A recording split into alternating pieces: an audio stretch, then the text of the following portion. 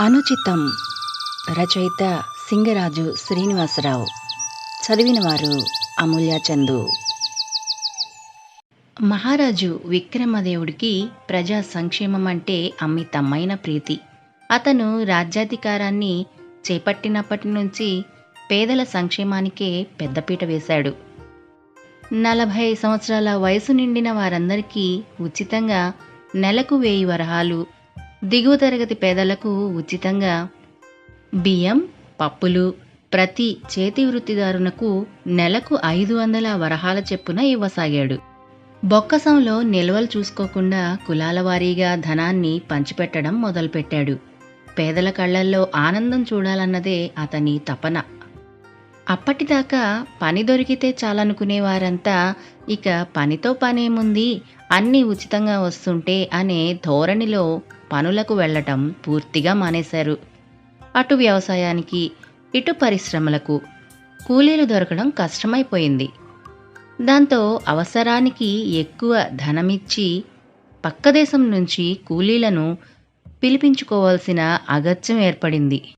అధిక వ్యయం కావడంతో ఆదాయాలు తగ్గి పరిశ్రమలు మూతపడ్డాయి. వ్యవసాయం గిట్టుబాటు కాక రైతులు కూడా పేదరికపు లెక్కలు చూపించి ఉచితాలకు అలవాటు పడిపోయారు. ఖజానా ఖాళీ కావడంతో ఇరుగు పొరుగు దేశాల నుంచి అప్పులు తీసుకురావటం మొదలుపెట్టారు విక్రమదేవుడు. మంత్రి ఎంత మొత్తుకున్నా రాజుగారి చెవికి ఎక్కలేదు. తనది సుపరిపాలన అని, పేదల సంక్షేమమే తన లక్ష్యమని ఘంటాపదంగా చెప్పుకొచ్చాడు. చేసేది లేక మంత్రి కూడా మౌనం వహించాడు. 2 సంవత్సరాలు గడిచిపోయాయి. ఎటువంటి వ్యాపారాలు జరగకపోవడంతో ఖజానా ఆదాయం పూర్తిగా పడిపోయింది. అయినా లెక్క చేయని విక్రమదేవుడు చక్రవర్తి మహోదరునికి మొరపెట్టుకుని తన రాజ్యంలోని సంపదను కుదువపెట్టి 10 లక్షల వరహాలు అప్పుగా తెచ్చి పంచడం మొదలుపెట్టాడు. తన రాజ్యం ఎంత సుభిక్షంగా ఉందో ఒక్కసారి చూడాలనిపించింది విక్రమదేవుడికి. తన పాలన గురించి ప్రజలు ఏమనుకుంటున్నారో, తనను ఎంతగా ప్రశంసిస్తున్నారో తెలుసుకోవాలనే ఉబలాటంతో మారువేషంలో దేశ సంచారానికి బయలుదేరాడు. విధి లేక మంత్రి సారంగుడు కూడా రాజుని అనుసరించాడు. గుర్రాలను ఊరి చివర కట్టేసి దగ్గరలో ఉన్న పులిపాడు గ్రామాన్ని చేరుకున్నారిద్దరు. అక్కడ రచ్చబండ దగ్గర కూర్చుని మాట్లాడుకుంటున్న 4 వ్యక్తులు వీళ్లను చూసి ఎవరు మీరు అని ఆరా తీశారు. దానికి మంత్రి ఇలా అన్నాడు, మాది పక్క రాజ్యం. మీ మహారాజు గారు పేదల పాలిట పెన్నిది అని, పేదల సంక్షేమం కోసం పాటుపడతారని తెలిసొచ్చాం. మీ రాజుగారిని కలిసి అనుమతి ఇస్తే మా కుటుంబాలతో వచ్చి మీ రాజ్యంలో స్థిరపడిపోదామని అనుకుంటున్నాం అన్నాడు వారితో.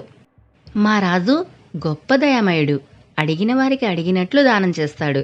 ఆయన చేతికి ఏ ముఖే లేదు అని పక్కున నవ్వాడు ఒకతను.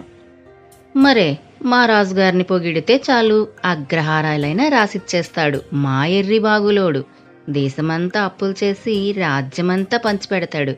ఇట్లాంటోడు ఇంకొన్నాళ్లు పాలన చేస్తే మేమంతా పక్క దేశం వాళ్లకు బానిసలు కావడం ఖాయం అన్నాడు ఇంకొకతను. ఆ మాటలకు రాజుగారి మనసు చివుక్కుమంది. అదేమిటి అలా మాట్లాడతారు? పేదరికంలో ఉండి తినడానికి తిండి లేని మీకు ఉచితంగా అన్నీ అందిస్తుంటే మీరు సంతోషపడక ఎందుకు రాజుని అంత హీనంగా మాట్లాడతారు అన్నాడు రాజు కొంచెం నొచ్చుకుంటూ. బాబూ, మీకు అర్థం కానిది ఒకటుంది. ఆదాయం ఉండి పంచిపెడితే అది సహజం. కానీ అప్పులు చేసి పంచడం ఎంతవరకు సమంజసం? పేదవాడి ఆకలి తీరాలంటే వారికి పని కల్పించాలి. అందుకోసం ఏదైనా కుటీర పరిశ్రమ పల్లె పల్లెన నెలకొల్పాలి. వ్యవసాయానికి వడ్డీ లేని రుణమిచ్చి తన పంట తనే అమ్ముకునే సౌకర్యాన్ని రైతుకు కల్పించాలి. అప్పుడు పేద ప్రజలకు కూలి పని దొరుకుతుంది. వ్యవసాయానికి అనుబంధ పరిశ్రమలు పెరిగి అందరికీ పని దొరుకుతుంది అంటూ వివరించాడు మరొకతను. అంటే సంక్షేమ పథకాలు ఇవ్వడం వ్యర్థమనా మీ అభిప్రాయం? ప్రశ్నించాడు మంత్రి. మహారాజు మనసు వాళ్ల మాటలకు కుతకుతా ఉడికిపోతోంది. సంక్షేమ పథకాలు ఇవ్వడం తప్పు కాదు, కానీ పాత్ర ఎరిగి దానం చేయాలి. మంచంలో ఉన్న వృద్ధులకు, వికలాంగులకు ఏ పని చేయడానికి శరీరం సహకరించని వారికి మాత్రమే ఉచిత పథకాలు అందించాలి. వయసు ఆధారంగానో కులం ఆధారంగానో ఇస్తే మనుషుల మధ్య వైషమ్యాలు ఒకవైపు పెరిగితే మరోవైపు ఉచితానికి అలవాటు పడి మనుషులు సోమరిపోతులైపోతారు. శ్రమని పెట్టుబడిగా పెట్టి మనిషి ఎదగాలనుకోవాలి, కానీ ఊరక తిని కూర్చోవాలని అనుకోకూడదు. అది సమాజానికే కాదు దేశానికి అరిశ్రమే అంటూ కుండబొద్దలు కొట్టాడు నాలుగోవాడు. అంటే మీరంతా రాజుగారి పాలనలో సంతోషంగా లేరా అంటూ ఉడికిపోతూ అడిగాడు మహారాజు. సంతోషంగానా? అది పైకి మాత్రమే, లోపల భయంతో చచ్చిపోతున్నాం. ఎప్పుడు మనకి అప్పులిచ్చిన వాడు వచ్చి రాజ్యాన్ని హస్తగతం చేసుకొని మమ్మల్ని బానిసలుగా మారుస్తారోనని చెప్పారు నలుగురు ముక్తకంఠంతో. అందుకని బాబూ, మీ ఆలోచనలు మానుకొని చక్కగా పనిచేసుకుంటూ మీ దేశంలోనే ఉండండి. ఇక్కడేదో బావుకుందామని వచ్చారంటే మీకు మిగిలేవి తిప్పలే. మేమే ఈ రాజ్యం విడిచిపోయి ఎక్కడైనా పనిచేసుకొని బతకాలనుకుంటున్నాం చివరి మాటగా చెప్పాడు మొదటివాడు. మిగిలిన వారు అతనికి మద్దతు పలికారు. ఆ మాటలకి మహారాజు హతాశుడయ్యాడు. తన ఊహలు తల్లకిందులైనందుకు విచారం ఆవహించిందతన్ని. మొదటి ఊరిలోనే వ్యతిరేకత పొడసూపడంతో బెంబేలెత్తిపోయాడు. రాజుగారిని అలా చూసేసరికి మంత్రికి కూడా ఇసుమంత బాధ కలిగింది. సొమ్ముకు సొమ్ము పోయి దెబ్బకు దెబ్బ తగిలినట్లు అయిందనుకున్నాడు. ఇక ఇక్కడే ఉంటే ఇంకెన్ని వినాల్సి వస్తుందోనని వారిద్దరూ లేచారు. అలా దారి వెంట నడుస్తున్నప్పుడు ఒకచోట ఏవో అరుపులు వినిపించాయి. జనం కూడా అక్కడ గుమికూడి ఉన్నారు. ఏం జరుగుతుందోనని అక్కడికి వెళ్ళి చూశారిద్దరు. అక్కడ భార్యాభర్తలు గొడవ పడుతున్నారు. సచ్చినోడ, పణం ఊరకే వచ్చిందని తాగి సత్తన్నావు. నాకు పిల్లల చదువుకిచ్చింది కూడా అట్టుకెళ్ళి తాగి తందనాలాడుతున్నావు. ఇల్లు జరిగేదెట్టారా? ఇంతకు ముందల ఏడన్నా పనన్నా దొరికేడిది. ఇప్పుడు అది కూడా లేకపాయే. కట్టపడదామంటే పనిలే. ఉద్దరికొచ్చిన సొమ్ము తాగుడికి పాయే. ఏడ సచ్చేదిరా నేను? భర్తని కొడుతూ ఏడుస్తోంది అతని భార్య. ఓ సెర్రి మొగమా, మహారాజు ధరంపవ్వే.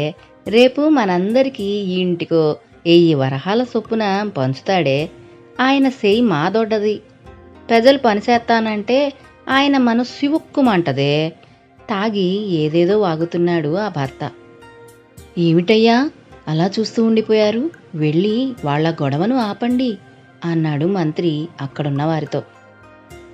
ఈ ఊరికి మీరు కొత్తలా ఉన్నారు. అందరింట్లో ఇదే గొడవ. వెళ్ళి నీతులు చెప్తే నీది నువ్వు చూసుకోమంటారు. వాళ్లే సర్దుకుంటారులేండి, మీరు వెళ్ళండి అన్నాడు గుంపులో ఒకతను. ఎందుకొచ్చిన గొడవనుకుని ఆకలి దంచేస్తుంటే పూటకుళ్ళమ్మ ఇంటికి బయలుదేరారు ఇద్దరు. అదొక చిన్న పురిపాక. బయట కాళ్ళు చేతులు కడుక్కొని లోపలికి అడుగుపెట్టారు. 70 సంవత్సరాల వృద్ధురాలు ఎదురొచ్చి, రండి నాయనా రండి, ఎండకు పడొచ్చినట్లున్నారు, కొంచెం మంచి తీర్థం తీసుకోండి. ఆ బంతివారు లేవగానే మీకు వడ్డిస్తాను. బాటసారుల్లా ఉన్నారు, మిమ్మల్ని ఇంతకు మునిపెన్నాడు ఇక్కడ చూడలేదే అంది ఆ అవ్వ. అవును అవ్వ, మాది పక్క రాజ్యం. మీ రాజ్యాన్ని చూసిపోదామని వచ్చాం అన్నాడు మహారాజు. అతని ముఖవర్చస్సు, మాట తీరు ఆమెలో సందేహానికి తెరలేపాయి.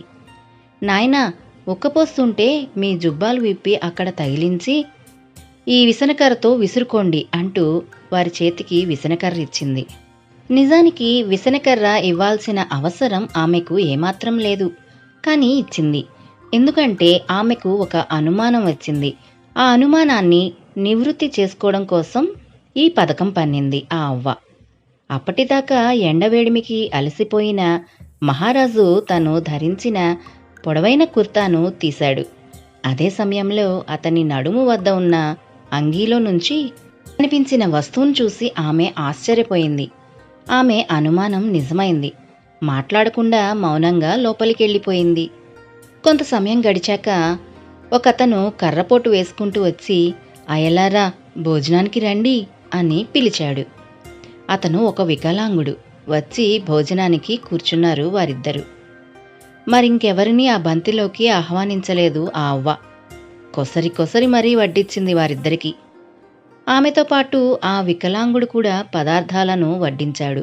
ఒక కాలు అవిటిదైన వడ్డనలో అతని ఒడుపు వారిని ఆశ్చర్యపరిచింది. ఆ పదార్థాల రుచికి ఆకలి మీద ఉన్న వారిద్దరూ మోతాదుకు మించి భోజనం చేసేశారు.